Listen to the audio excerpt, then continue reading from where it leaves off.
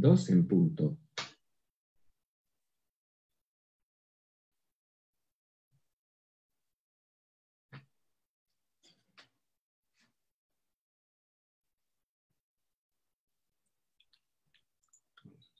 Bienvenidos.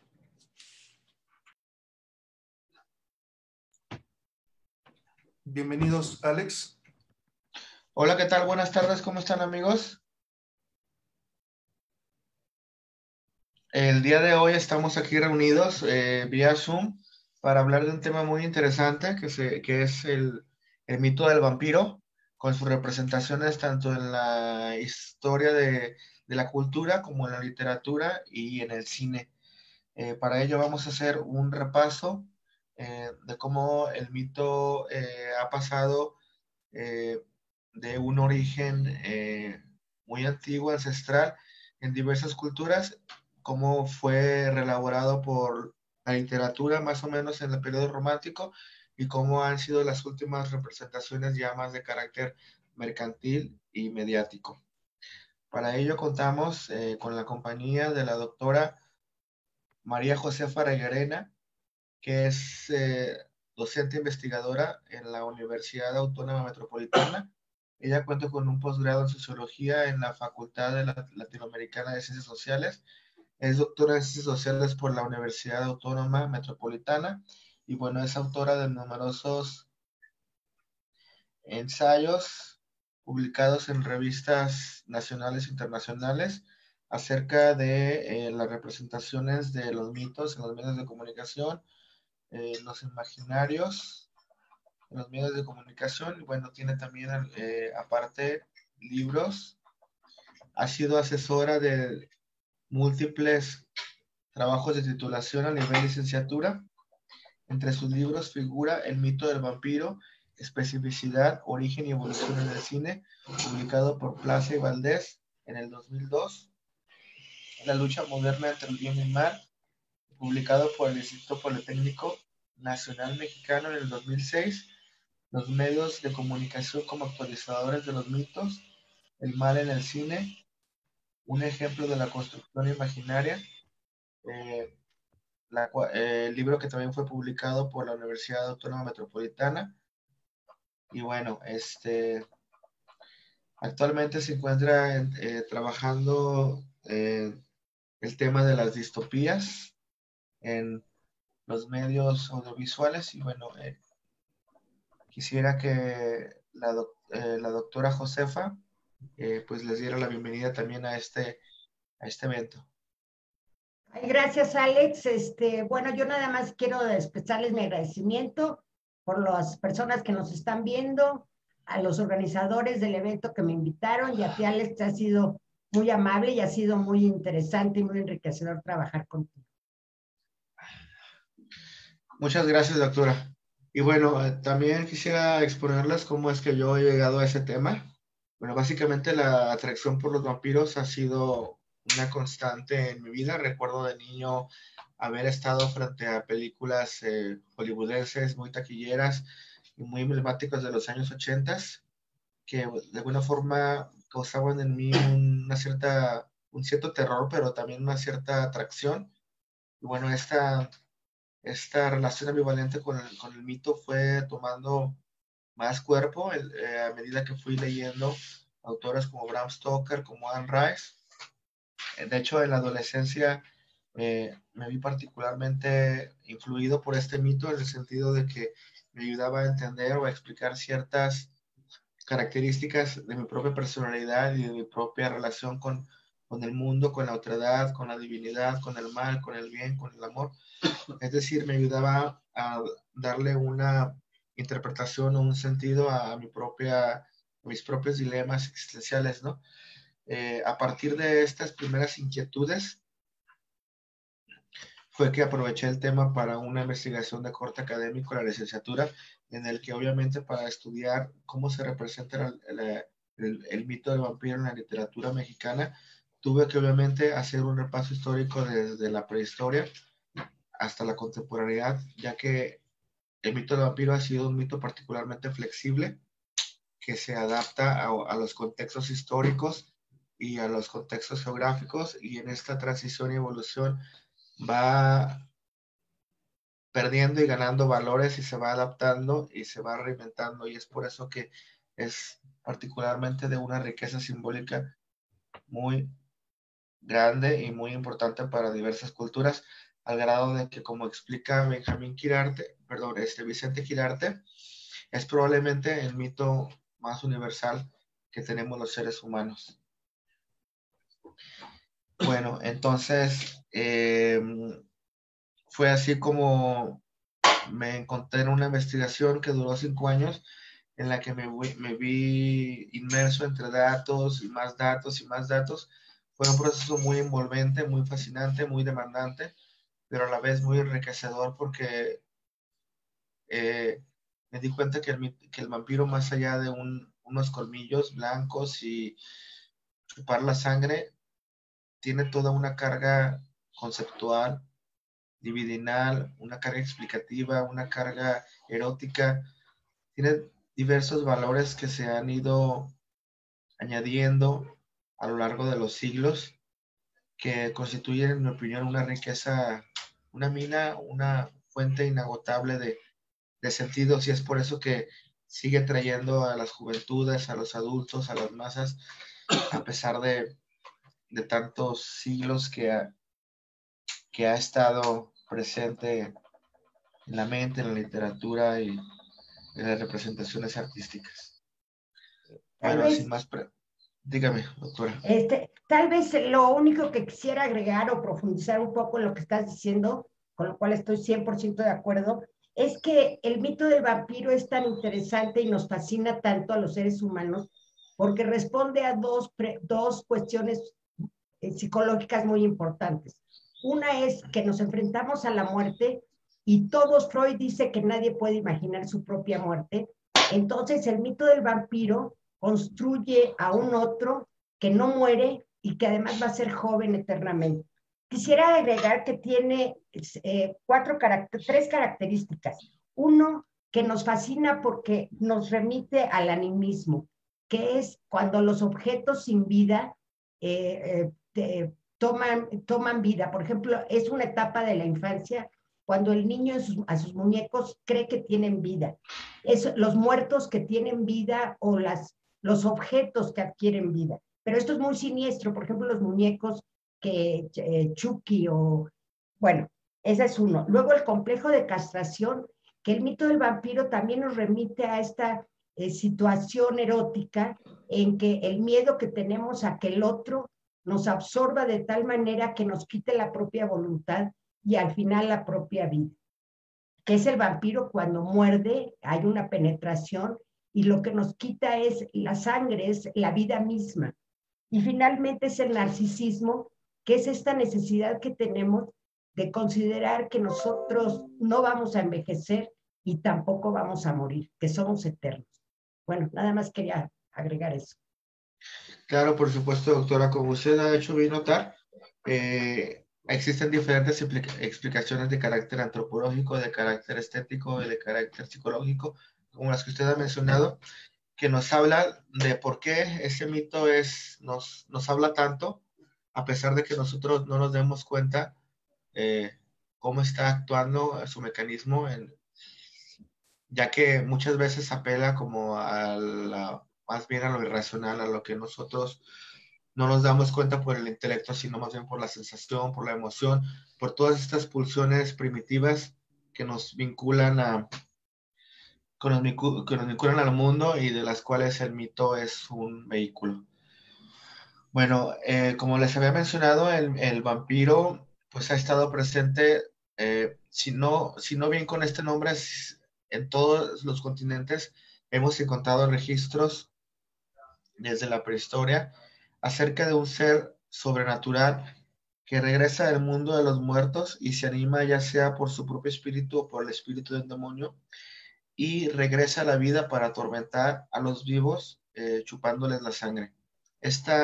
Lo que Vicente Quirarte llama sintaxis, que es básicamente un muerto que regresa a la vida y se alimenta de sangre, es lo que puede constituir pues la definición clásica del vampiro, ya que Posteriormente podemos encontrar en la literatura ya hacia el siglo XIX vampiros que se alimentan no de la sangre, sino de la energía vital, que se alimentan de las emociones negativas que hacen sentir a otros, es decir, vampiros más o bien energéticos o bien metafóricos que extenúan a su víctima a través de otros procesos como que tienen que ver con la emoción o con el intelecto o bien con la explotación económica.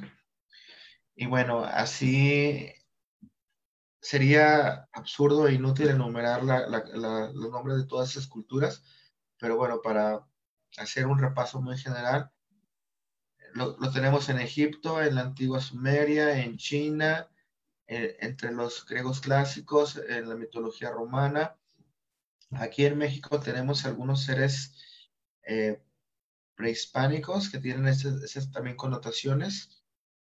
Entre los incas, en los indios norteamericanos, en fin, obviamente por supuesto en África, donde el carácter mágico de la sangre ha estado unido hasta fechas recientes a un significado, a un mecanismo ritual y mágico asociado con la generación de la vida.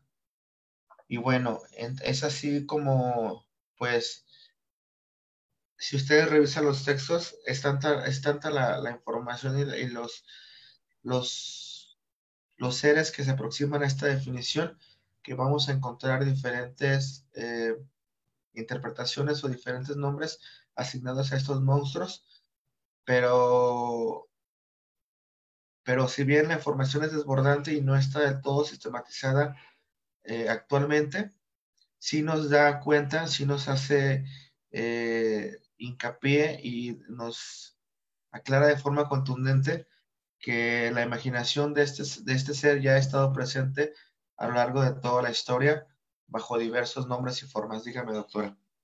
Bueno, yo quisiera nada más mencionar que el mito de vampiro surge con la peste en Europa. Y dado que estamos en una epidemia, yo creo que es muy interesante traer para acá este mito y tratar de entender por qué en las épocas donde hay una crisis, sobre todo de salud, aparecen mitos. Por ejemplo, en México, la figura de la Llorona, que en muchas culturas, sobre todo centroamericanas, digamos, es una mujer que lo que hace es se roba, entra por las ventanas, entra como el viento y se roba la sangre de los bebés. O el chupacabras en los 90, que frente a una crisis económica, la población encuentra a nivel de leyenda explicaciones a este mal.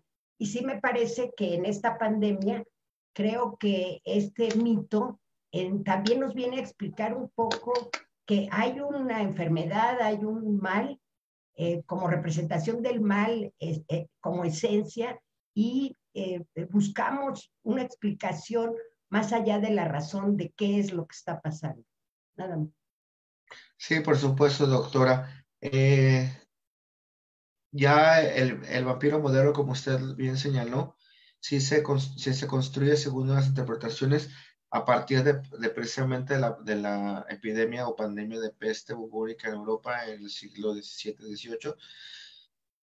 Bueno, de hecho, fueron recurrentes en varios siglos, pero específicamente en esos siglos fue cuando el imaginario del vampiro cobró cierta relevancia porque existían fenómenos asociados a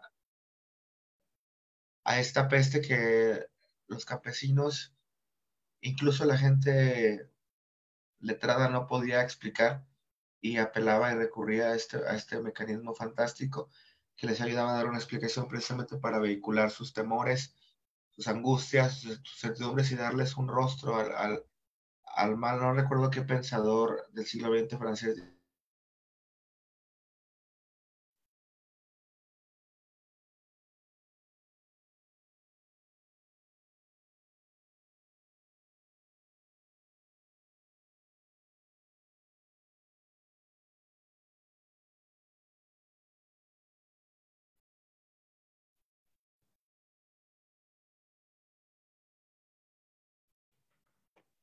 Raúl, creo que se fue la imagen del maestro Alex.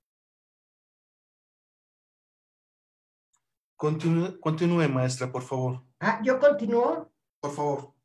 Muy bien. Bueno, en lo que regresa el maestro, él estaba diciendo cómo sí, originalmente el mito del vampiro se cree que se origina en la época de las cavernas, donde los habitantes se metían en las cuevas, eran mordidos por los murciélagos y esto les producía la rabia. El enfermo de la rabia tiene mucho miedo a la luz. Cuando el hambre y la sed los obligaba a salir, mordían a otros. Ya después viene un poco la conformación de estos mitos que decía el maestro Alex, que es en todo el mundo, en Japón, en México, en África, en Asia, en todo el mundo, no hay ninguna cultura que aparezca que no tenga esta figura del vampiro. También es verdad que tiene que ver con el demonio, pero no es el mismo, porque el demonio es el mal en sí mismo y el mito del vampiro tiene que ver con la imagen de la muerte y del mal. Bueno, creo que el maestro estará pronto, pero mientras, miren, me gustaría mostrarles un PowerPoint donde lo que trato de decir, bueno, ya apareció Ale, el maestro. No. Ay, bueno, entonces, bueno, entonces en el cine, en los medios de comunicación en general, lo que es interesante es que los mitos se actualizan igual que en la literatura. El mito del vampiro es una construcción imaginaria que responde a necesidades fundamentales. El mito, oye, ¿alguien me puede avisar si es que el maestro Alex aparece de nuevo? Bueno, el mito del vampiro es construido como un doble y se fundamenta en el animismo, la castración y el narcisismo. Lo que trata de hacer el mito del vampiro es disminuir nuestra propia angustia frente a la muerte. Existe en Grecia, en Roma, en Siria, en Babilonia, en Japón, en Tailandia, y el más conocido es uno que se llama Bukón, y él es de los Balcanes. Bueno, el mito tiene, cualquier mito, podemos ver, hay muchos mitos, pero el mito tiene 4 funciones que nos responden: ¿quién soy yo? ¿Quién soy yo frente a mi comunidad? ¿Quién soy yo frente a la sociedad entera? Y por último, ¿quién soy yo frente al universo? Y el mito del vampiro sí nos responde estas 4 verdades. Creo que estoy compartiendo la pantalla, ¿o no? No, maestra, no está compartiendo. Perdón. Ya. Listo. Listo. Perfecto. Bueno, entonces decía que el mito del vampiro responde a las necesidades básicas y que responde también a necesidades psicológicas muy importantes. El mito es en realidad una narración que nos cuenta de las aventuras de un héroe. Lo que vemos oye, Rol, en cuanto llegue el maestro Alex, me avisas porque él iba a explicar lo de la literatura. Perfecto, nosotros le avisamos. Muchas gracias. Bueno, entonces en realidad el mito del vampiro lo que responde es al temor de la muerte, y lo que hace es que mediante la construcción de un doble, cuando uno va al cine, es un misterio por qué vamos al cine a sufrir, pero en realidad lo que nos gustan estas películas de terror porque disminuye nuestra propia angustia. Construimos un doble de nuestra propia personalidad que sí se atreve a hacer lo que nosotros no nos atreveríamos a hacer. No nos atreveríamos a destruir al otro, aunque lo odiemos, lo más que nos atrevemos es a insultarlo, pero no nos atrevemos a destruirlo y no nos atrevemos a pensar que nosotros somos eternos y vamos a ser eternamente jóvenes. En cambio, cuando vemos una película de terror como El Vampiro, sí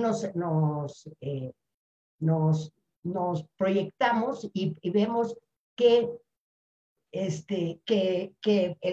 nos disminuye la angustia. Bueno, el mito del vampiro en el cine en particular se inicia empieza desde muy al principio con Méliès, que tiene uno que se llama El vampiro justamente, y luego hay otra película muy importante que se llama Carmil, que se trata de una mujer que seduce a los jovencitos para chuparles la sangre. Pero la gran película que va a marcar cómo es el cine de vampiros en el cine es Nosferatu de 1922. Nosferatu, el director se llama Murnau, y es una de las grandes películas que es el expresionismo alemán, de la corriente del expresionismo alemán. La gran película del expresionismo alemán es El gabinete del doctor Caligari, pero luego con Nosferatu, esta película va a marcar todas las demás películas que se van a hacer sobre el vampiro y cómo van a actualizar este mito. Las características del vampiro de Murnau son muy interesantes porque es la novela de Bram Stoker de Drácula llevada a la pantalla, pero como la viuda no dio los permisos, tuvieron que cambiar todos los nombres de los lugares, de los personajes, y fue demandada y finalmente ganó la viuda de Stoker y destruyeron todas las copias que había, pero después sus alumnos volvieron a reconstruir la película. Entonces es una película que está maldita desde sus inicios, pero sí marca, para mí, es la mejor película que se ha hecho de vampiros, la más clara, donde el mal es exterior, hay que destruirlo, y es el monstruo. Las características de este vampiro es que el mal es exterior, el mal es absoluto, la muerte es absoluta, y este vampiro es el portador de la peste. Es el que va a llevar a Europa la peste y van a empezar a morir muchísimo de la población. Recordemos que con la peste murieron 2/3 de la población, o sea, 2 de cada 3 personas que vivían murieron por la peste. En el Nosferatu no tiene deseo. Nosferatu es un ente que lo único que hace es chupar la sangre y convertir a los demás en muertos, porque es la única forma que tiene de sobrevivir. Él no es capaz de asimilar el alimento y convertirlo en sangre, sino que tiene que robarle la sangre a otro, porque es la vida misma lo que le está robando. Y lo que mata al vampiro es la luz. Esto es interesante, primero, porque es exterior, el vampiro, o sea, el mal es exterior, y esto que regrese a la oscuridad, que duerma en su féretro, en realidad es una fantasía de la psique humana sobre regresar a la madre, regresar al seno de la tierra, y es como regresar a un mundo donde estamos protegidos y nada nos puede pasar. Pero al final este monstruo, este mal exterior, mal esencialmente exterior, sí es destruido. Las imágenes, la fotografía de Murnau es expresionista, y lo que proyecta no tanto es la realidad del mundo exterior, sino cómo los personajes, este personaje ve el mundo. No importa tanto que sea la realidad, sí, por eso está tan deformada la perspectiva en estas películas, y por eso hay tanto contraste entre la luz y la sombra, porque es un expresionismo. Esto quiere decir, es la expresión de la subjetividad en el cine. Bueno, vemos que las imágenes son absolutamente fascinantes. Ya para 1931, el vampiro llega a América, y es Bela Lugosi, es un rumano que salió huyendo de Europa porque era comunista, y llega a Estados Unidos y hace el gran vampiro que vamos a recordar toda la vida por su acento rumano, por cómo llegó a la pantalla. resulta un vampiro, es un don Juan que antes de morder a una mujer le pide que vaya primero al registro civil, y es una proyección, digamos, de un mal muy burgués, muy mediatizado, pero muy comercial, porque en realidad lo que hicieron es convertir el mito del vampiro en el mito de Don Juan. Bela Lugosi es extraordinario, y toda su vida siguió con este papel, ¿no? Es un muerto vivo. Les voy a pasar algunas de las imágenes para que vean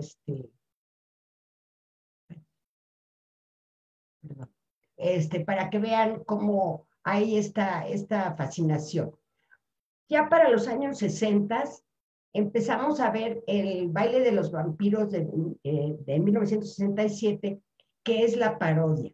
Aquí es la explosión, es la ironía, es el sarcasmo de cómo la burguesía está aislada y necesita del mundo exterior, pero es incapaz de conseguir su propio alimento si no es por la explotación de los demás.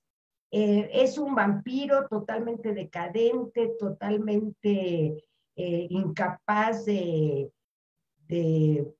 sobrevivir,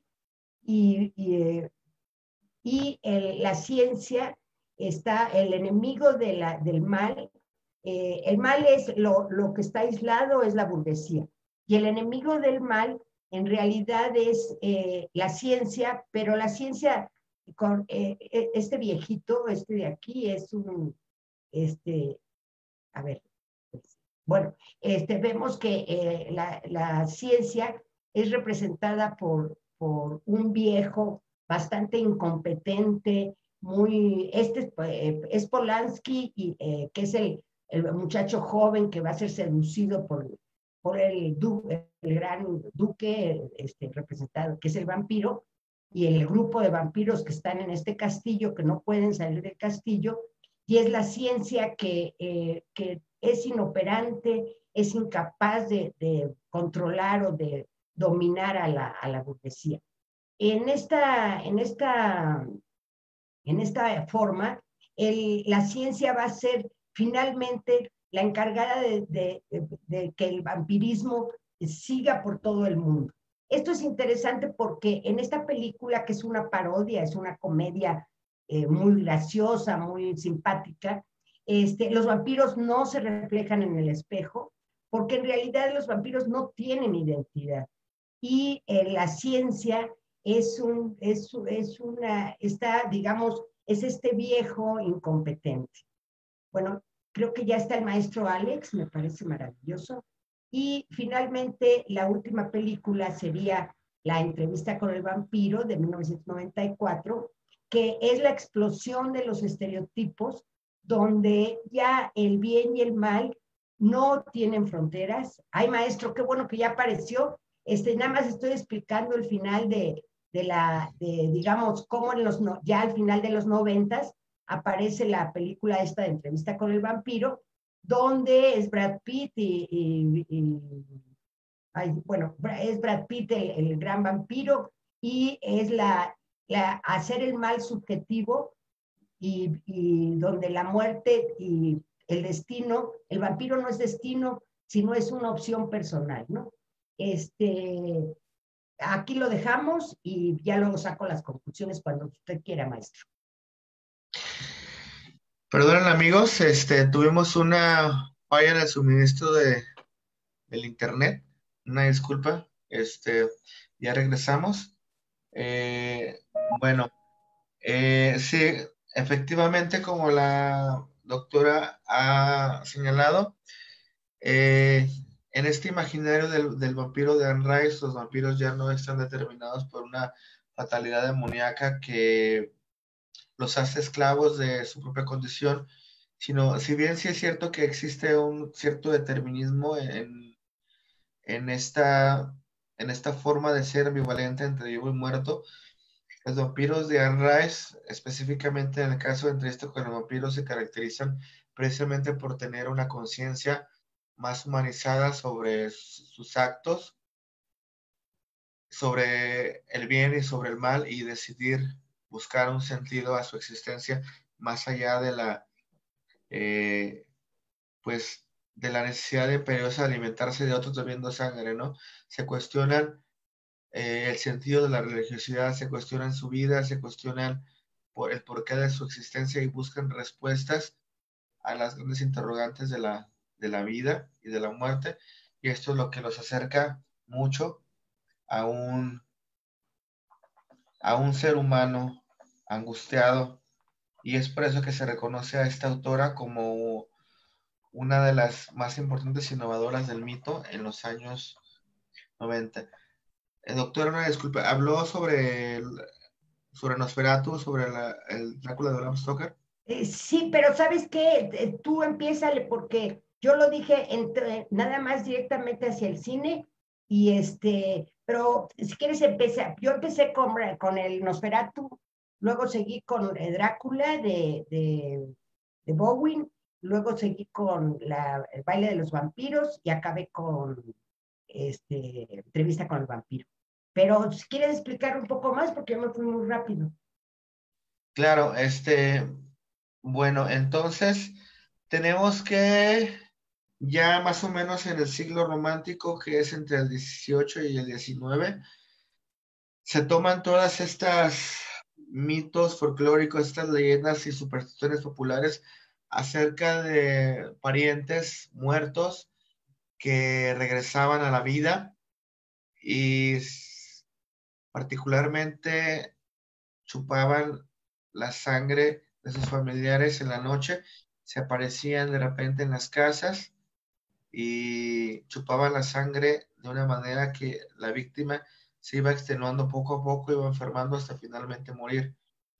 Estos mitos populares que fueron muy importantes al grado de que desataron una verdadera psicosis colectiva, un verdadero pánico, que incluso motivó artículos de filósofos como Voltaire, como Rousseau, y que incluso llegó a hacer que la corte interviniera solicitando a médicos y militares investigar los presuntos casos de vampirismo.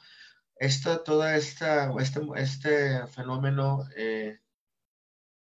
histórico fue aprovechado por los escritores románticos. Ustedes saben que los románticos estaban muy interesados y muy atraídos por la mitología, por lo sobrenatural, por el misterio, por el terror, y tomaron a este mito y lo invistieron con características todavía más humanas, ya que los primeros muertos vivientes eran prácticamente lo que más o menos como eran muy parecidos a lo que ahora conocemos por zombies, ¿no? Eran simplemente, les llamaban redivivos o revenidos, simplemente eran muertos que caminaban y chupaban sangre y no hacían más.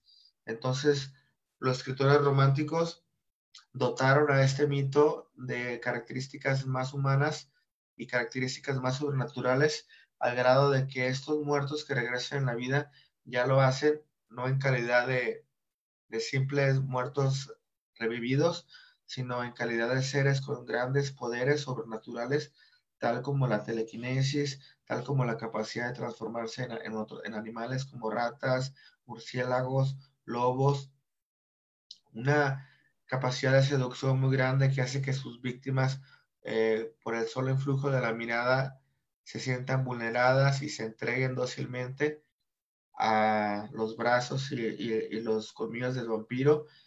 También la capacidad para aparecerse en sueños, incluso, bueno, en el caso paradigmático de la novela de Bram Stoker, Drácula, pues allí el vampiro incluso puede desaparecer, aparecer, transformarse en niebla para huir, puede conducir un barco con solamente la mente, incide sobre las tormentas, sobre el comportamiento de los animales, sobre los locos, es decir, tiene unas capacidades tan inusitadas y tan desbordantes y tan incomprensibles que es muy difícil para el cazavampiros y el grupo que lo rodea, pues poderlo enfrentar, ¿no? Entonces, bueno, pero antes de Drácula hubo otras escritoras como Sheridan Le Fanu, como por ejemplo otras novelas icónicas como Barney, el vampiro o El festín de la sangre, en el que el vampiro poco a poco fue encontrando esa forma moderna, porque digamos que cada autor fue añadiendo algo, ¿no? Un rasgo, y otro autor retomaba ese rasgo y lo ampliaba, lo comentaba, lo matizaba, y otro autor añadía otra cosa, al grado de que no se puede decir quién es el autor del vampiro moderno, ¿no? Algunos afirman que fue Polidori, el primer vampiro moderno, ya que pues es un vampiro aristócrata, es un vampiro griego de sangre noble que seduce a un joven y tiene una relación con él muy intensa, muy pasional, y lo convierte de una forma, aparte de su amante, en su sirviente.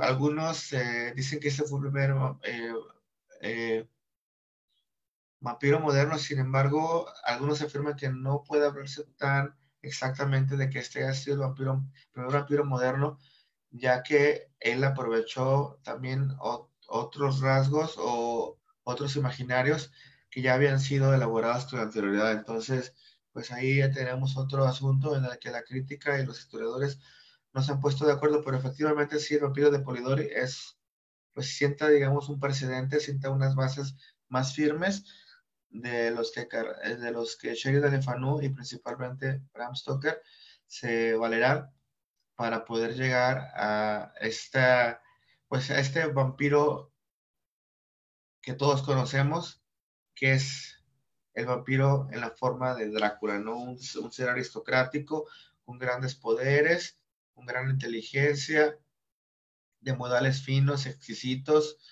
que es una persona además de muy culta, con un linaje ancestral de gente de alcurnia, rodeado de bosque, en un castillo medieval.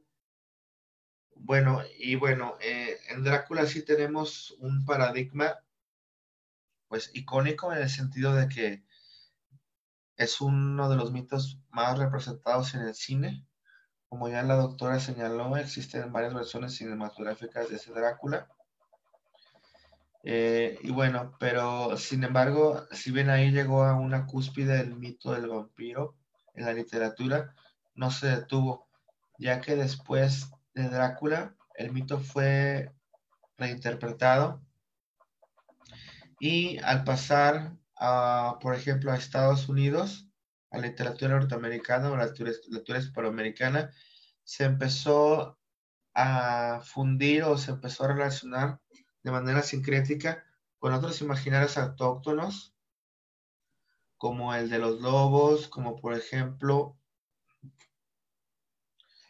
en América con el de los nahuales, y así el mito del vampiro se ha ido nutriendo con rasgos tradicionales de las culturas a donde ha sido, implantado principalmente por obra de escritores. No sé si quiere agregar algo, doctora, comentar algo. Bueno, yo creo que nada más que recordar que Drácula de Bram Stoker está fundamentado en un personaje, un caballero de la Edad Media que se llamaba Bligh Tapes, y que era un señor absolutamente cruel. Cuentan que metió a los campesinos en un granero y le prendió fuego. Y se llamaba el empalador, le decían el empalador. Era un caballero que es notable por su crueldad, y es cuando justamente la burguesía empieza a ascender y la nobleza empieza a disminuir. Entonces la burguesía lo que necesitaba era destruir a estos nobles, porque los veía como que eran los que le chupaban la sangre a los campesinos, porque ellos no tenían ninguna posibilidad de producción, si no era por los campesinos, que eran los que producían los alimentos y cultivaban las tierras. Estos campesinos empiezan a ir a los centros urbanos, emigran del campo, y la nobleza lo único que tenía era que decaer y morir. Entonces, Bram Stoker retoma la leyenda de Black Tapes y la hace, la convierte al gran vampiro Drácula. Nada más también quisiera agregar, coincido contigo, maestro, pero me parece muy importante que el mito tiene que irse adaptando, tiene que irse reactualizando. En realidad nosotros seguimos creyendo en los mitos griegos, pero dentro de nuestra cultura, dentro de nuestras condiciones sociopolíticas culturales, tenemos que encontrar una explicación a nuestra propia existencia, a nuestros propios problemas existenciales. Entonces, por lo tanto, nos apropiamos de los mitos. Los mitos pueden estar en, por ejemplo, los cuentos de hadas o en una leyenda, y el mito del vampiro, pues se tiene que reactualizar, retomando efectivamente, como tú dices, retomando los símbolos de cada una de las culturas. Por eso van cambiando los animales, va cambiando la situación de estos vampiros, pero en realidad sigue siendo el mismo mito actualizado. Sí, por supuesto. Y no solamente Vlad Tepes fue el único noble que fue embestido o transformado en vampiro por el imaginario de los escritores, sino tenemos también otros dos casos, que fue el de la condesa Elizabeth Bathory, que también fue una mujer muy sanguinaria que asesinaba raptaba doncellas y mataba a las sirvientes que se portaban mal para bañarse con su sangre, ya que ella creía que, pues, de esta forma su piel no iba a envejecer. Y bueno, posteriormente fue imaginada como una vampiro. También tenemos el caso de otro personaje de la Edad Media que fue compañero de lucha de Juana de Arco, que es Gilles de Rais. También es un personaje también muy sádico, muy sanguinario, que asesinó y violó a muchos niños y cometió actos muy atroces con sus cadáveres. Y también ha sido imaginado por escritores como un vampiro, ya que de alguna manera fue tanta la crueldad de estos seres históricos que no las pueden explicar con motivos humanos y recurren pues a una relación demoníaca o satánica que los hace ser de esa manera tan sanguinaria. Y precisamente como los escritores y la gente popular imaginaba o relacionaba la clase noble con los vampiros, esto dio origen a una metáfora. Actualmente, cuando decimos ese patrón es un vampiro o esa empresa se porta como un vampiro, pues estamos apelando a una metáfora de origen ilustrado que ya se puede rastrear en Voltaire, en Rousseau, que pues así como los vampiros acosan y chupan la energía, la sangre, la vida de los vivos, así también estos pensadores ilustrados creían que los reyes y la clase poderosa agotaba y exprimía al campesinado y a la gente pobre, ¿no? A través del sistema político-económico. Esta imagen fue retomada por Karl Marx. Karl Marx, en su libro El Capital, hace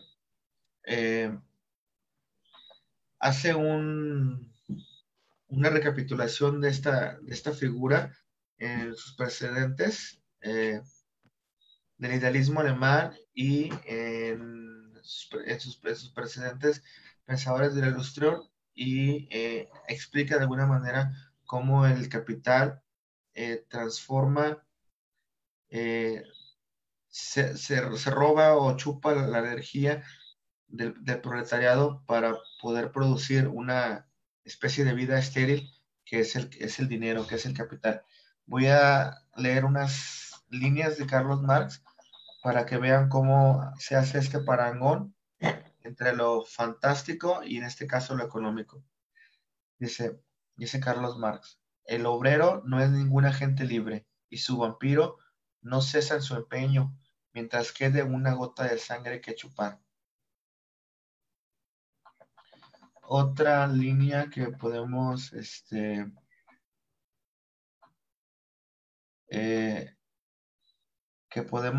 leer dice: el capitalismo posee un instinto ciego y desesperado de saciar su apetito a cualquier costo. Por lo tanto, no cesa de succionar trabajo excedente de sus víctimas, los proletarios. Otra línea dice: el capital construye sus sueños sobre la vida de los proletarios y con relación a ellos manifiesta la misma depravada actitud que el vampiro. Esos patrones se pasarán estrujando seda durante 10 horas diarias de la sangre de unos miles de niños pequeños. Todo lo obtiene el capitalista sin el menor esfuerzo físico, ya que se enriquece del esfuerzo ajeno, el del niño o el del adulto. Así vemos como, como lo decía la doctora, el mito se actualiza y bueno, se reinterpreta a la luz de diferentes disciplinas, como la antropología, como la filosofía, como la sociología, y nos ayuda a arrojar luces sobre cierto comportamiento o cierto aspecto de la condición humana. Por supuesto, Engels retomó la figura del vampiro como un opresor o explotador social en su libro El origen de la familia, la propiedad privada y el Estado. Y en México, pues la tradición anarquista, principalmente representada por Ricardo Flores Magón, también toma esta imagen del vampiro para referirse despectivamente a los explotadores industriales que ya entonces hacían mella en las vidas de la gente pobre de México. Y bueno, quisiera comentar algo, doctora, acerca precisamente de esta elasticidad o esta capacidad que tiene el mito para saltar de un contexto histórico a otro y aún así seguir siendo funcional y aún así seguir siendo explicativo. Yo creo que lo que dices es muy, muy correcto. Creo que el mito del vampiro también hay que entender que ha ido evolucionando hacia otros lados. Por ejemplo, si uno piensa en la película Matrix, la máquina, hay un temor humano de que la máquina se apropie de nuestra voluntad. Entonces, es esta misma idea, este mismo miedo humano de que algo del exterior se apropie de nuestro trabajo, de nuestros sueños, de nuestra vida. O sea, la sangre, desde la época de los aztecas, donde la sangre es la manifestación realmente de la vida misma, es lo más sagrado que una persona puede tener, la esencia de la vida. Entonces, creo que ha evolucionado y además también tenemos que ver que en esta hipermodernidad donde la diferencia entre el bien y el mal cada vez es más subjetiva porque cada vez hay menos reglas, el vampiro empieza a transformarse en una especie de antihéroes, como podrían ser los narcotraficantes o podría ser el Doctor House, por ejemplo, en la televisión, que es el protagonista de la serie, pero es un héroe capaz, o no, es un antihéroe capaz de romper y de transgredir todo el sistema, el status quo. Y el vampiro justamente es por eso es un noble, porque lo que hay que hacer es destruir esa nobleza que es decadente y que solamente puede vivir del trabajo del otro, que es lo que Marx y Engels plantean en El origen de la familia, efectivamente, como pues como la esencia de la explotación de los trabajadores, ¿no? Sí, y bueno, pasando ya al periodo romántico, hablando de decadencias en la estética decadentista, también asociada al simbolismo, principalmente francés, pero también con representantes en Italia, en España, en otros países europeos, incluso se habla de un decadentismo hispanoamericano. Pues la imagen del vampiro precisamente sirvió también para como estandarte de un cierto imaginario de rebeldía, satánica de insumisión ante Dios, ante las leyes, ya que el vampiro para estos decadentistas representaba un ideal satánico de autoafirmación, de autoafirmación, de rebeldía, de ir contra las leyes morales y estéticas en boga, ya que el vampiro, como lo veremos un poco más adelante, pues tiene un componente erótico muy fuerte y muy determinante que hace que sus conductas estén orientadas al placer. Entonces, esta pulsión destructiva y esta pulsión erótica atraía o fascinaba mucho a escritores como Baudelaire, como Edgar Allan Poe, que vieron en este símbolo una representación de este lado oscuro de la naturaleza humana que ellos gustaban de representar en sus obras, ya que pensaban que no había razón para negar esa parte oscura de nuestra naturaleza, ¿no? Y bueno, es así como, pues, la estética del mal de los simbolistas, pues, se convierte pues, en un parangón histórico, ¿no? Ya que redefine los cánones de lo que es considerado bello y mediante el concepto de lo sublime hermana lo horrendo con, con lo gracioso, con lo beatífico, con la luz. Yo quisiera, doctora, que nos explicara, que abundara un poco más en esta idea que ya ha señalado de cómo el vampiro es importante en relación con el imaginario del mal moderno en este aspecto de que nos ayuda a entender ese demonio interno, ese mal que está en todo ser humano de manera inevitable. A ver, oye, maestro, no sé si nos van a cortar en 5 minutos o todavía tenemos más tiempo. Son 2 horas, doctora. Perfecto. Bueno, yo quisiera leer una frase de Jean Baudrillard que dice: todo lo que expurga su parte maldita firma su propia muerte. Así reza el teorema de la parte maldita. Quiero decir esto porque en realidad dentro de nosotros mismos tenemos esta parte del bien y el mal. Y no podemos destruir esta parte maldita, digamos, sino que tenemos que aprender a vivir con ella. Todos tenemos luz y sombra y tenemos que aceptar esta parte de sombra si no queremos que no existir. O sea, Rilke decía, vivimos con ángeles y con demonios, pero si destruimos a nuestros demonios, nadie produciría.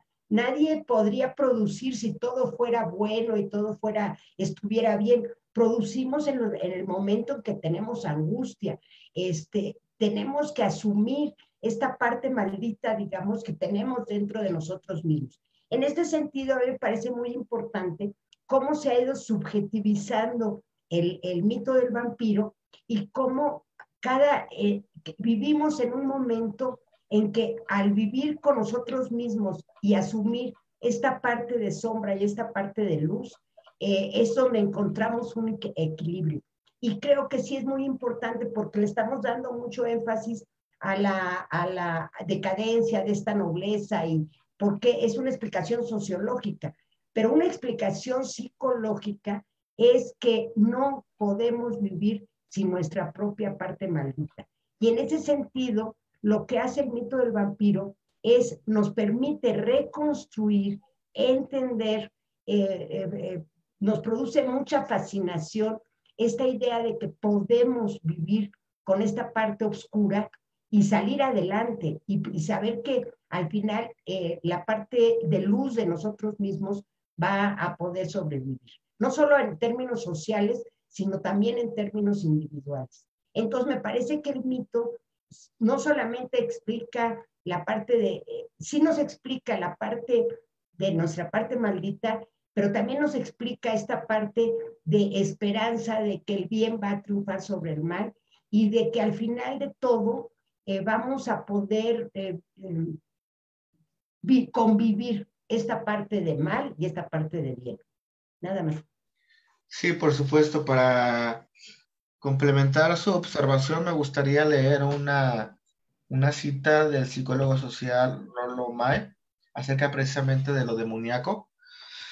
Él utiliza esta categoría de lo religioso para trasladarlo al terreno como de la psicología, y es así como define lo demoníaco. No está apelando como a características sobrenaturales, sino más bien a ciertas emociones primitivas que todos tenemos en nuestro interior. Lo demoníaco es toda aquella función natural que tiene el poder de arrebatar a la persona toda. Sexo y eros, cólera y furia, codicia de poder son ejemplos. Lo demoníaco puede ser creativo o destructivo, y normalmente son ambas cosas. Lo demoníaco no es una entidad, sino que se refiere a una función fundamental, arquetípica de experiencia humana. Es una realidad existencial en el hombre moderno y que sepamos en todos los hombres. Es precisamente lo que usted comentaba, doctora, que el vampiro nos ayuda a conciliar precisamente con esta parte oscura, pero que también es creativa, ¿no? También hay un poder creativo en esa cólera, en esa furia, en ese dolor, en esas emociones sombrías que todos los hombres podemos arrastrar adentro. Y precisamente de este tipo de, de carga demoníaca que se nutre mucho el arte, ¿no? La música se sublima a través no solamente del arte, sino también de la creación de otro tipo de estructuras de pensamiento, de filosofía, de estética, y bueno, y bueno, llegamos a la época en la que finales del siglo XIX y principios del siglo XX, en la que pues empieza a ver, empiezan a aparecer las primeras películas. Primeramente sabemos que las películas primeras fueron mudas, fueron a lo sumo meros conjuntos de fotografías animadas. Y bueno, obviamente por esta importancia universal que tiene el mito del vampiro, Drácula fue una de las primeras grandes obras literarias que fue adaptada al cine. Eh, Usted, doctora, hablando ya en términos personales, cuál es su adaptación favorita de Drácula? La de Bourneau, eso comentaba, que para mí la mejor película que se ha hecho, la más clara, la más nítida en sus simbolismos, en los animales que usa, la luz y la sombra, es de ese Drácula de Bourneau, es de Nosferatu de Bourneau. Sin lugar Muy a bien, dudas, doctor. ¿Y cuál cree usted que sea de las peores películas de vampiros que hemos tenido o que usted ha visto? No, no, te estaba pensando tú, para ti, ¿cuál es la mejor? Para mí, bueno, yo también me gusta esa, pero a mí me gusta mucho la adaptación de Bram Stoker's Drácula de Francis Ford Coppola de 1994.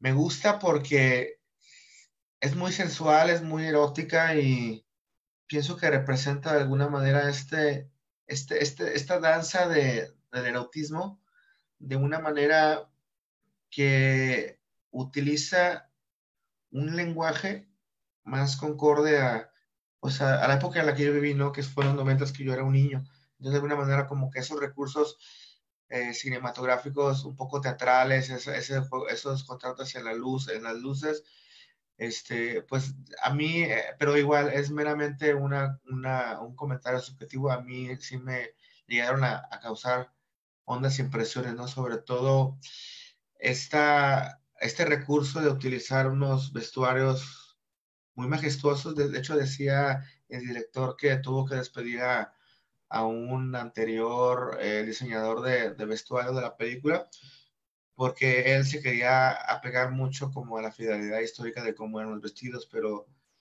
Francis Ford Coppola tenía la idea de que allí los muebles no importaban, o sea, la,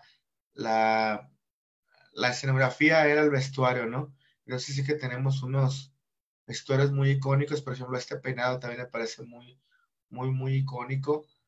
Y así como tenemos este fotograma, encontramos muchos otros en los que la fotografía expresa unas cargas, unas cargas emocionales y unas cargas dramáticas, sobre todo como de carácter teatral y efectista, que a mí en lo personal me impresionaron mucho cuando yo era un niño y un adolescente, ¿no?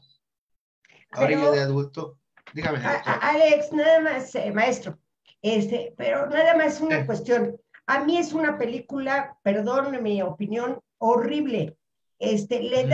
Destruye el mito de una manera espantosa, rompe la estructura del mito, porque la trampa está en que pensar que alguien exterior, por la decisión de otro, tú te vas a salvar o te vas a condenar. Eso es no tiene que ver con digamos, la neurosis más que con la percepción. Atribuir al otro que yo me voy a salvar o me voy a condenar es darle un poder que no tiene. Y en Drácula, digamos, el amor exterior, la aceptación de ella es lo que va a salvar al vampiro. Y a mí me parece que esa trampa es muy efectista, hay muchísimos maquillaje. Mira, puse un fotograma porque el maquillaje es una cosa, los peinados, los vestuarios, pero en realidad la esencia del mito sí la truncaron, la destruyeron, porque es un mito que o sea, si tú a un joven o mujer o hombre, le dices, oye, si tu novio te acepta, te vas a salvar porque eso es un error. O sea, hay que ver que solamente nosotros mismos nos condenamos o nos salvamos. No puedes poner tu sentido de la vida en el otro, fuera. Y a mí me parece que eso sí es hasta un error educativo, pedagógico, y que el mito no se puede, bueno, el cine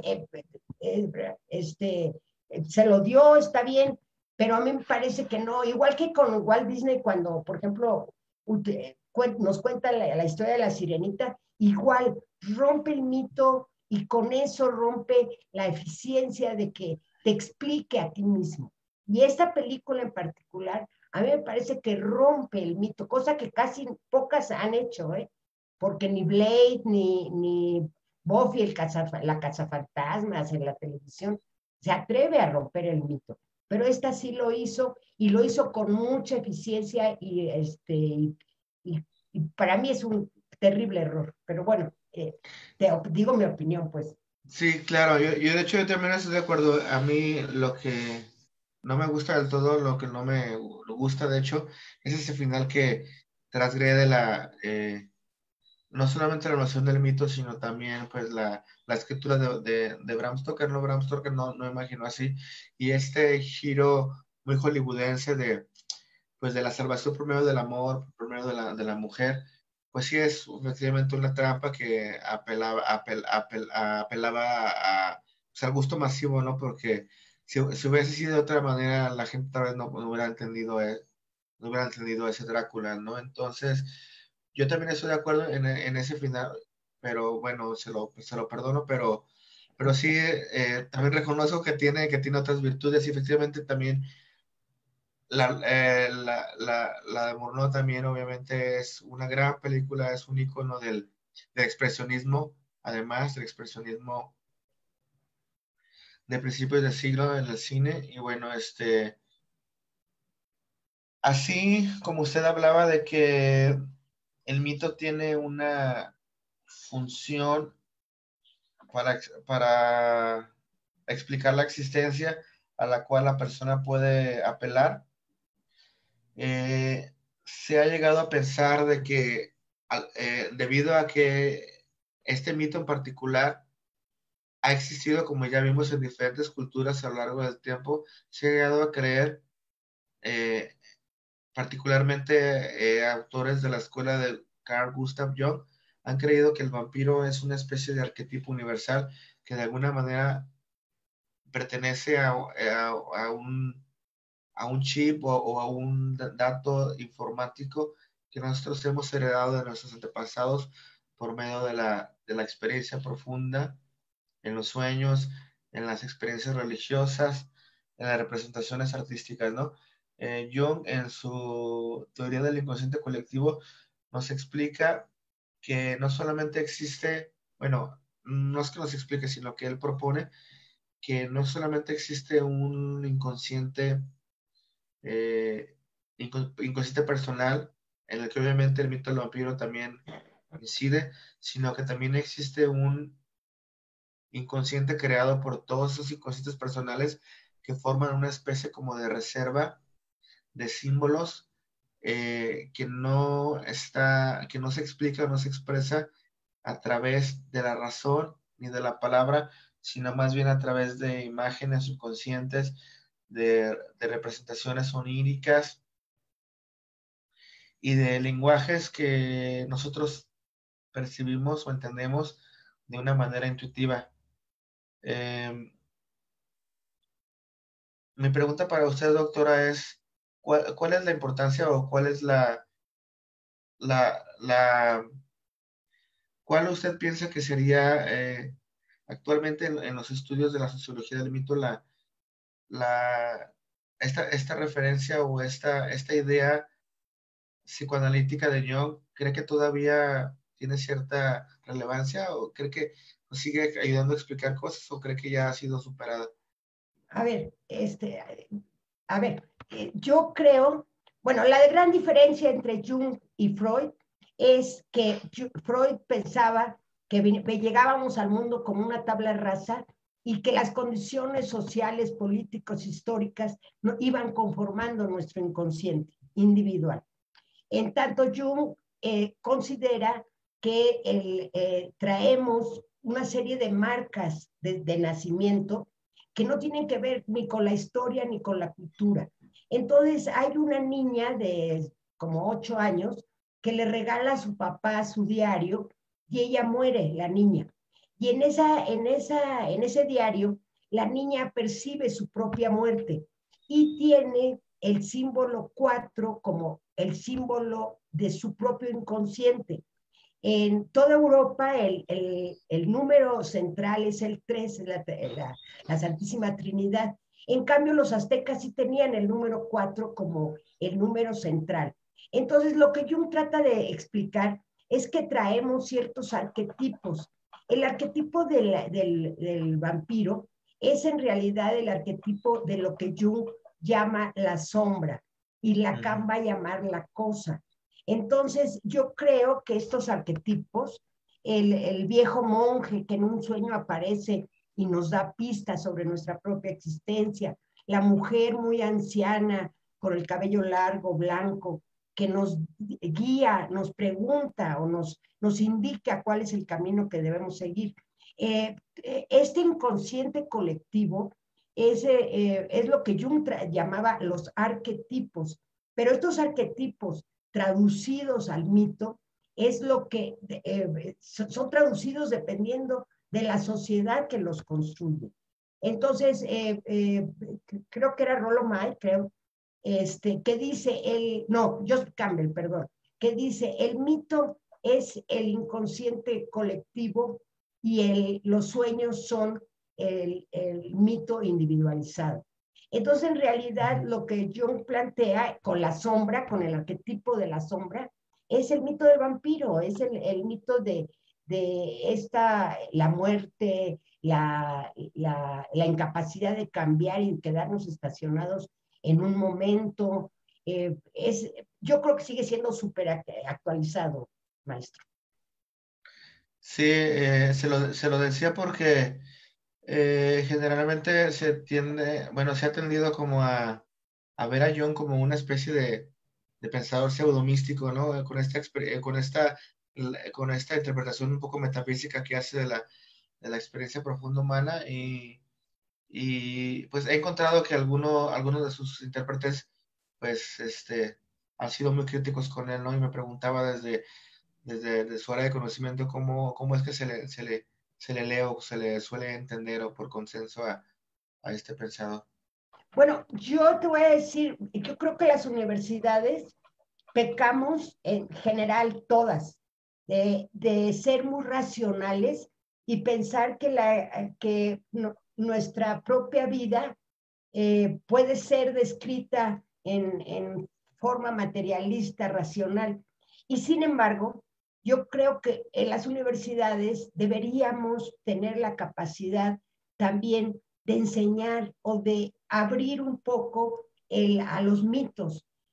Yo creo que, por ejemplo, hay ciertas comunidades que leen, por ejemplo, la comunidad judía en particular, lee la Biblia y los niños y las niñas estudian la Biblia cada sábado. Los símbolos y los mitos que tiene la Biblia son muchísimos y es un tipo de conocimiento que tal vez si estudiáramos más mitología y más pensamiento mitológico, podríamos entender mucho más y ser personas más felices, porque podríamos ser más creativas. Entonces yo creo que sí hay una reinterpretación de Jung, porque siempre ha habido una confrontación entre el pensamiento mítico y el pensamiento científico. Pero yo creo que deberíamos recuperar una parte para entender la totalidad humana y no solamente entender el pensamiento racional, sino también entender el pensamiento mítico.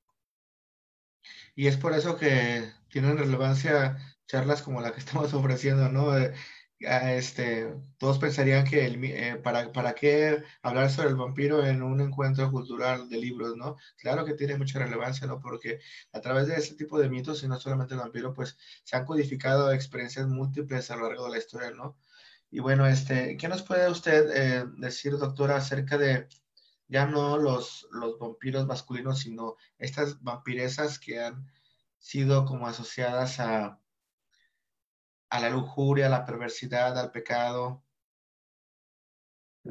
A ver, yo creo que, a ver, cuando se habla de la vampiresa, se habla del vampiro con ciertas características como femenino, pero también quisiera añadir, bueno, tengo muchísimas críticas a esa vampiresa porque es un estereotipo sobre lo que es lo femenino y cómo debe vivirse la feminidad y cómo responde a ese miedo masculino de que la mujer le chupe la energía y los haga que pierdan su masculinidad, ¿no? Pero yo quiero nada más decir algo. A ver, en los mitos, cuando uno lee mitos, igual que cuando lee cuentos de hadas, que también son una forma de reactualizar los mitos, no nos identificamos con hombre o mujer por un género, nos identificamos con el personaje porque responde a necesidades humanas.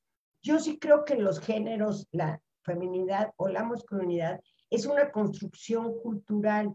Entonces yo me puedo identificar en un cuento de hadas con Rapunzel, que es la princesa que tiraba su pelo para que subiera el príncipe a la torre, y eso la liberaba y eso hacía que encontrara el amor, siendo hombre o siendo mujer.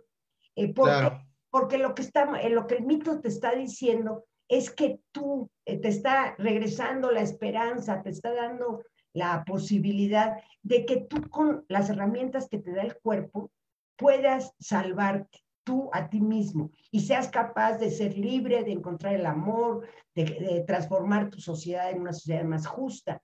Entonces, que el mito, o sea, si yo veo el mito de Murnau o veo el mito de conversaciones con el vampiro, en realidad yo me puedo identificar con sea hombre o sea mujer, porque de lo que me están hablando es de una necesidad humana, no de ser hombre o de ser mujer o qué género tengo.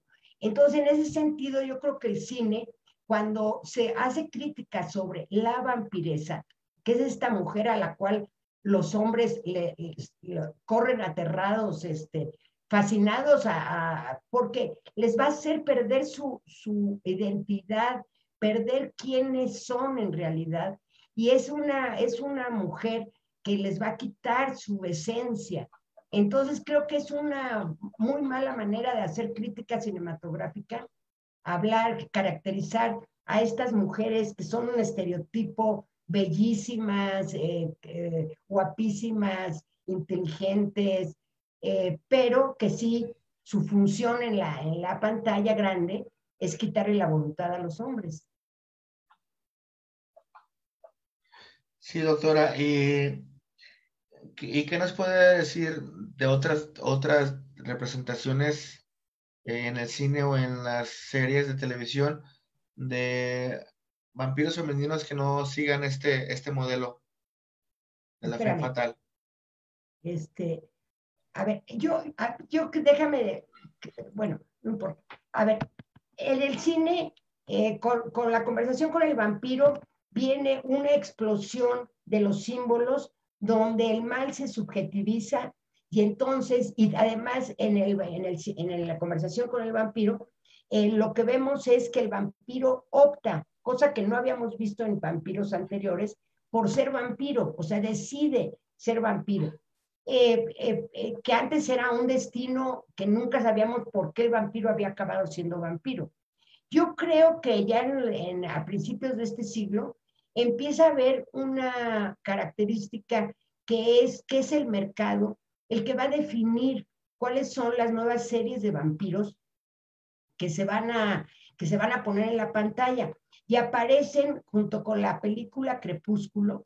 En la pantalla chica empiezan a aparecer las series televisivas, las web series, que son series de pocos o de muchos capítulos. Buffy, por ejemplo, la Cazafantasmas, creo que tiene más de 200 capítulos ahorita, y es un boom en mercadotecnia.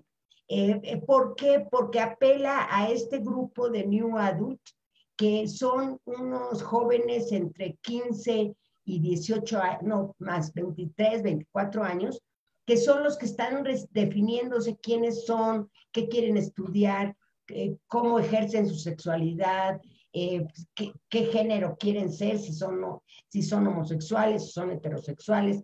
Entonces es un nicho de mercado que hay muchísimas cuestiones. Bueno, entonces en el cine empiezan a aparecer estos vampiros juveniles y aparece una película sobresaliente que es La sombra del vampiro de Herzog, que nos marca, digamos, una nueva etapa de estos vampiros, mucho más sofisticados, mucho más, con símbolos muchísimo más confusos, pero al mismo tiempo mucho más ricos, y se van a la televisión, y en la televisión encontramos con Buffy, bueno, en la televisión desde los Monsters, el abuelo era un vampiro, el abuelo de los Monsters, pero viene una evolución donde vemos que hay muchísimos vampiros juveniles que van a decidir si quieren ser vampiros o no quieren ser vampiros, y si vampirizan a la novia o al novio, y cuáles son las aventuras que van o cómo cazan vampiros, ¿no? Y también quiero mencionar las mangas japonesas y animes, porque creo que tienen un boom mundial en esta globalización, donde hay muchísimas mangas japonesas que se refieren al vampirismo. Sí, por supuesto.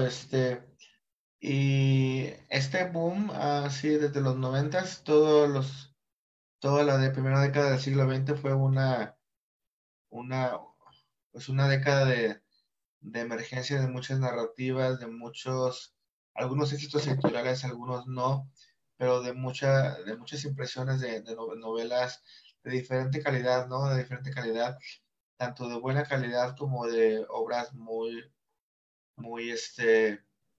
pues muy masificadas y muy ligeras y muy pobres en cuanto a estética.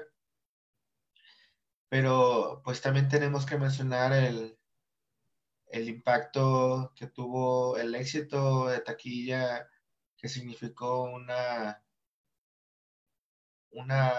saga de películas, pues que dan cuenta de esta actualización del mito, ¿no?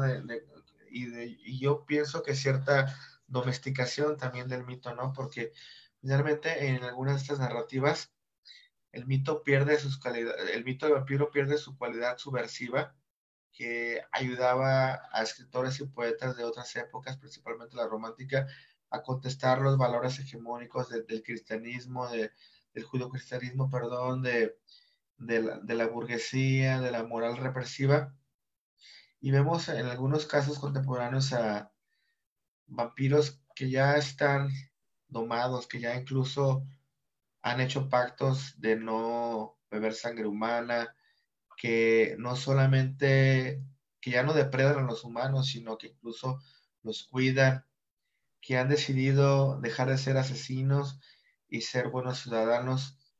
¿Cuál es su lectura de la película Crepúsculo, doctora? ¿Qué piensa usted de ella? Este, pienso que responde a una, a ver, déjame ver si tengo Crepúsculo. No, creo que no la tengo.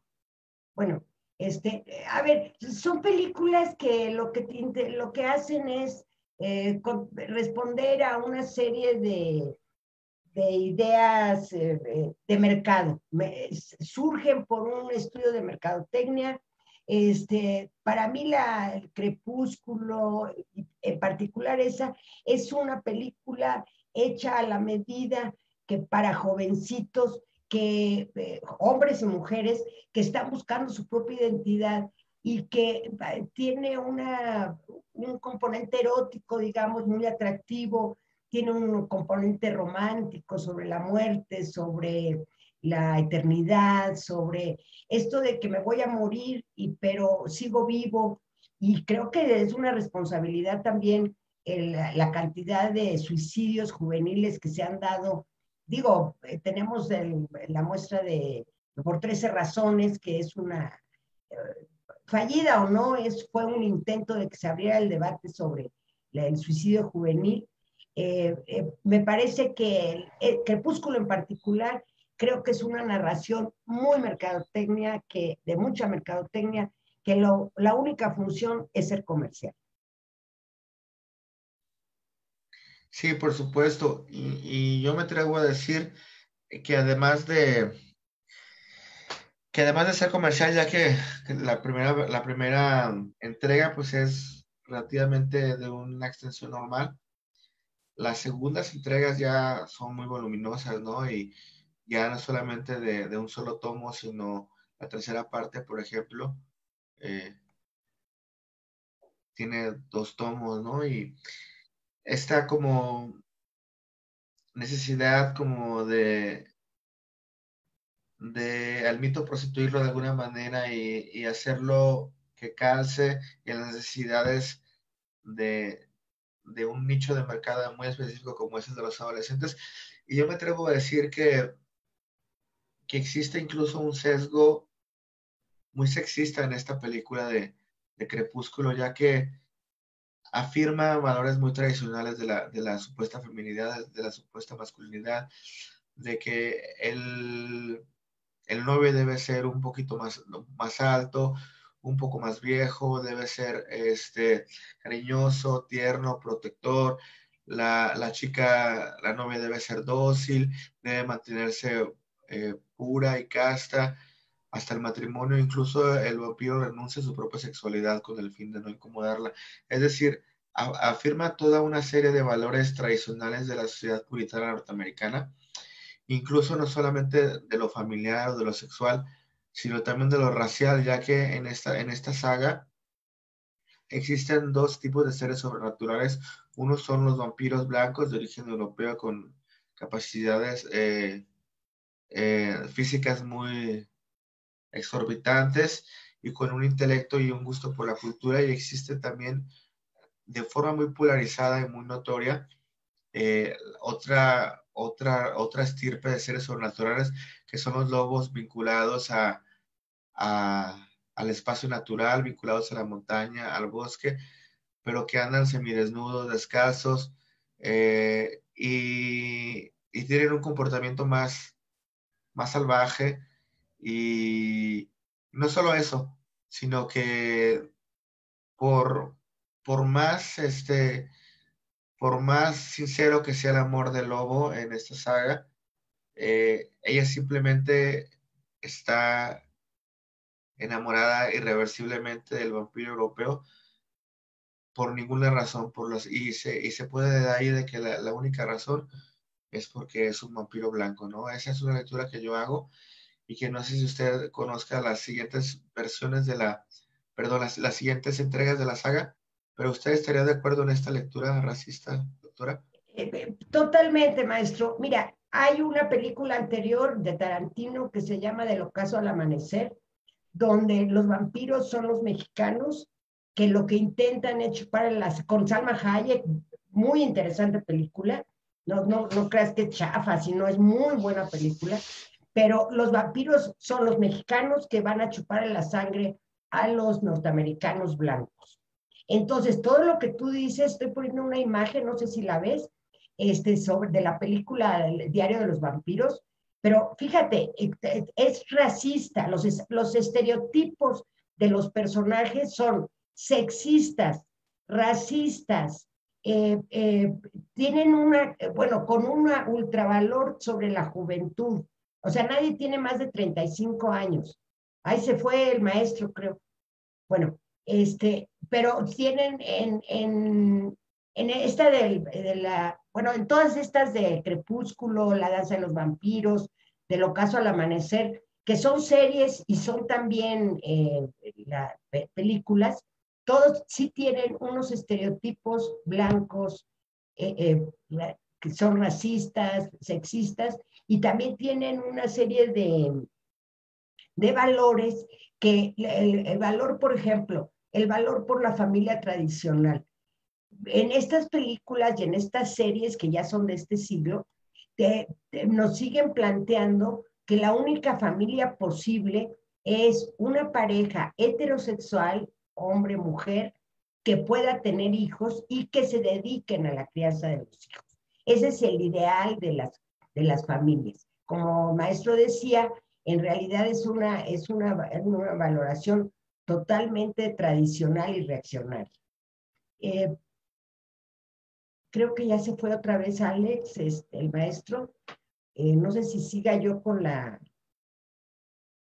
ponencia. Ay, bueno. Bueno, entonces nos vamos otra vez Ay, creo que ya regresó Alex. No. Bueno, entonces decíamos que con después de Broadway va Danza con los vampiros de Polanski, la película de Polanski, y en esta película hay cierto simbolismo. ¿Qué hago? ¿Sigo hablando yo? Supongo que sí. Se nos fue otra vez, Alex, maestra. Si quiere, vamos a ir cerrando el tema, porque está inestable la internet, así es de que le cedemos la palabra y ir cerrando ya el tema, por favor. Ya regresó Alex, Raúl. Perdonen. Bueno, entonces te decía que sí tienes toda la razón. Me dice Raúl que si ya vamos cerrando porque está medio mal el internet. Entonces, sí. Nada más te decía que en todas estas actualizaciones del mito del vampiro, también tendríamos que ver que hay estereotipos que son blancos, jóvenes, delgados. O sea, hay un estereotipo sobre la belleza, sobre la juventud, y hay ciertos valores que son muy tradicionales y muy reaccionarios. Y si quieres, ve cerrando, Alex. Sí, bueno, yo nada más quisiera lanzar una pregunta que igual no tiene respuesta, pero ¿cómo podríamos imaginar el vampiro en las próximas décadas o en este siglo, a finales de este siglo o en el siguiente, ¿no? Sin duda el mito del vampiro se adaptará, será tal vez un ser ya no vivo, sino tal vez tecnológico, tal vez informático, pero sin duda habrá arrastrará un sustrato de significados o de interpretaciones muy antiguo y seguirá dándonos materia para pensar, para reflexionar, para inquietarnos, para perturbarnos. ¿Qué piensa usted acerca del futuro de este mito, doctora? Yo creo que se va a seguir actualizando. Te decía anteriormente, yo creo que Matrix Total Report, creo que se llama. Son esas películas que ya nos hablan de cómo la máquina es la que se va a apoderar de nuestra voluntad y vamos a acabar haciendo cosas que no queremos hacer. La pregunta que le hace Matrix es, ¿qué quieres? ¿Que te diga lo que tú quieres oír o quieres que te diga la verdad? Creo que estas máquinas que se empiezan a apoderar del mundo son, o de los sujetos en particular, y tienen que ver también con el mito de los muertos vivientes, por ejemplo, que también creo que es un mito que tiene mucho que ver con el vampiro, y creo que se va a seguir desarrollando porque ya hay muchísimas películas de ciencia ficción que se van hacia allá, hacia el vampirismo o hacia los muertos vivientes. Yo creo que el mito del vampiro es un mito que nos explica muchas cosas y que sí va a seguir evolucionando. Puede ser una máquina, puede ser un noble en decadencia, puede ser un muerto viviente, pero creo que va a seguir actualizándose y creo que sí sirve como una denuncia, como un mito transgresor de lo que tenemos que cambiar porque como sociedad ya no da más, ¿no? Interesante reflexión, doctora. Yo también pienso que cualesquiera sean las condiciones que enfrentemos como humanos, si salimos bien de esta pandemia, si tenemos que transformar nuestras conductas como lo estamos haciendo, si tenemos un orden político u otro, el mito del vampiro estará ahí, sin duda, no solamente para transformarse y adaptarse, sino para seguir respondiendo a nuestras inquietudes vitales, artísticas y existenciales. Esto ha sido todo por hoy. Buenas tardes, amigos. Hasta luego, doctora. Muchísimas gracias por aceptar nuestra invitación. Es usted muy querida por estos lados. Muchísimas gracias, gracias a los que hicieron posible este foro. Les estoy muy agradecida y a ti, maestro, por esta invitación. Fue muy divertida esta charla. Por supuesto, buenas tardes. Hasta luego. Gracias.